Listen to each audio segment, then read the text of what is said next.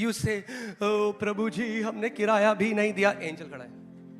When you're doing your emotional prayer, oh, we have not given rent. The angel is Oh standing. Prabhu ji, Oh Lord, the angel is standing. परमेश्वर तेरा वचन में लिखा है, angel शुक. Why? Because angels are created to perform when the word of God is uttered by faith. क्योंकि स्वर्गदूतों को काम करने के लिए बनाया गया है, जब वचन बोला जाता है तब.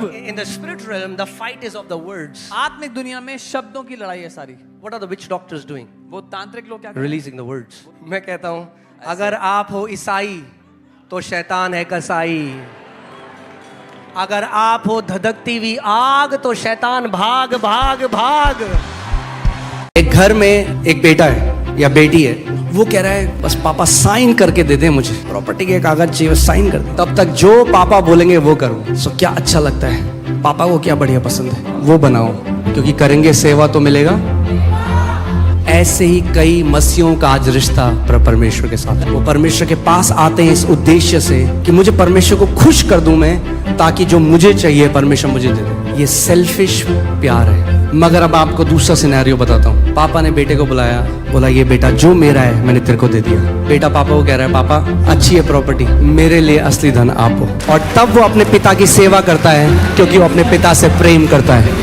बाइबल कहती है इफिसियों 1:3 में कि परमेश्वर ने पहले ही हमें सब आत्मिक आशीषों से आशीषित कर दिया है. जो कुछ भी हम करते हैं इसलिए नहीं करते कि ताकि उसके प्रेम को कमाए, हम इसलिए करते हैं क्योंकि उसने पहले से हमसे इतना प्रेम किया है. मेरा एक दोस्त है, पायलट है, वो हेडफोन्स नहीं पहनता. तो मैंने उससे पूछा, अरे भाई हेडफोन्स क्यों नहीं पहनते? नहीं, हमारे लिए सबसे इंपॉर्टेंट हियरिंग है. बिकॉज यू नो, अगर आप लगातार हेडफोन पहनते हो आपकी हियरिंग डैमेज होती है. और अगर एक पायलट हाई वॉल्यूम में हेडफोन लगाएगा तो उसके सुनने की क्षमता कम हो जाएगी. क्या हेडफोन लगाना पाप है? तो वो क्यों नहीं लगाता हेडफोन? क्योंकि उसे पता है इसको लगाने से मेरे सुनने की क्षमता इफेक्ट हो जाएगी.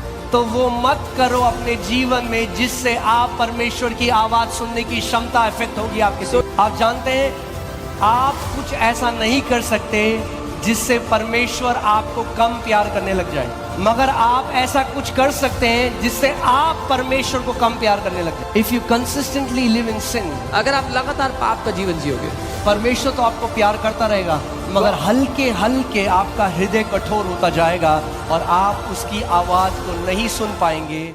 प्रभु ने कभी नहीं कहा मुझे बताओ अपने पहाड़ के बारे में. प्रभु ने कहा तुम पहाड़ से बात कर, क्योंकि उसने अधिकार किसको दिया है? हमको दिया. लूका 10:19 में देखा है, उसने कहा देखो सांपों और बिच्छुओं को रौंदने का अधिकार मैंने तुम्हें दिया है.